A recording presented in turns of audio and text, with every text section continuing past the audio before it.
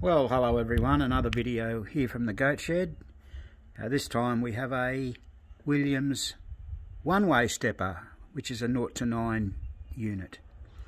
So today it's Thursday, 31st of August, the very last day of winter here, and it's 22 degrees, which is about 74 degrees Fahrenheit.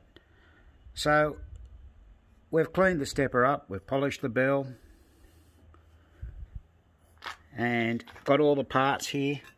Now, one thing we noticed when we pulled this one apart, the top coil there is a Gottlieb coil, a 5194, and that's incorrect in a Williams game. You'll notice that the Gottlieb coil is slightly shorter than the Williams coil. There's not much in it, but there's a little bit in it. So obviously that was flopping around quite a bit. So I've actually got the correct coil, which is an A22550.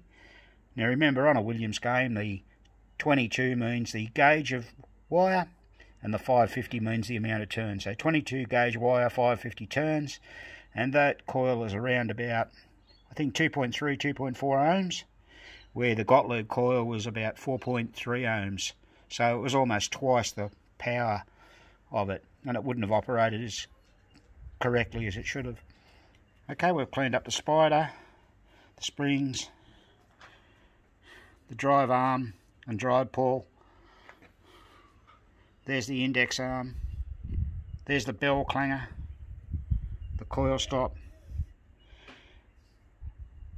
and there's the plunger. Now that plunger had a little bit of a burr up near where the arm fits in, so I had to give that a bit of a file, gave it a buff on the buffing wheel as well to get it going. So once again we've got the frame here, and that's just a little file I use there, a little Stanley file. They're a nice little hobby file, I find that quite useful.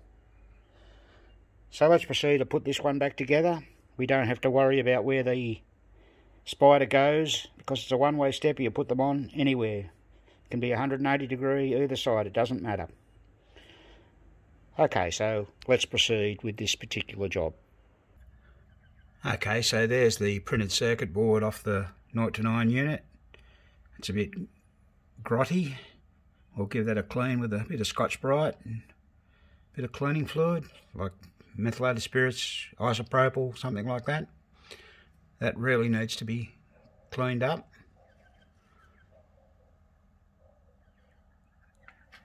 Yesterday I took out the bagatelle ball kicker assembly there, put a new sleeve in it and a spring.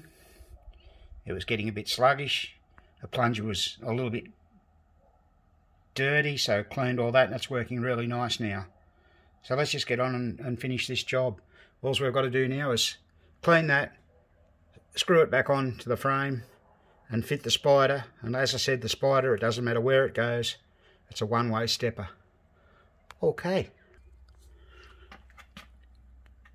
so we've cleaned up the printed circuit board, replaced the spider, adjusted the two screws, one just in there and one on the other side, to get the plate square so that the fingers all hit in the right spot. Now I've put a little bit of PBR grease on there, so all that remains now is just to mount it back up, and then we'll see it operate. Should work a lot smoother than it did before and a lot more efficiently. Alright, it's all back in the unit now. Everything lined up nicely, as you can see. And there it goes, ding ding. Another stepper done. I've just got to solder the wire back on the step up coil. Now we've got the right coil in. Or should I say solder? I really don't know what to say. I think I say solder like we're taught. That's the On-off match unit adjustment. Williams used to use those rotary type switches in... Oh no, I beg your pardon, that's the ball adjustment, that one. On-off matches down the bottom here. There it is. On-off match. Yeah, they're good, those rotary switches.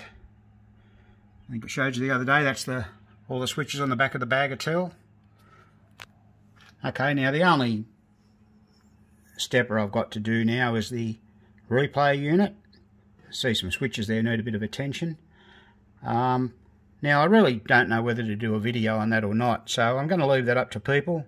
If you do want to see us do a video on the Williams replay unit, please let us know in the comments. And once again, thank you for watching, and this has been another Goat Shed presentation.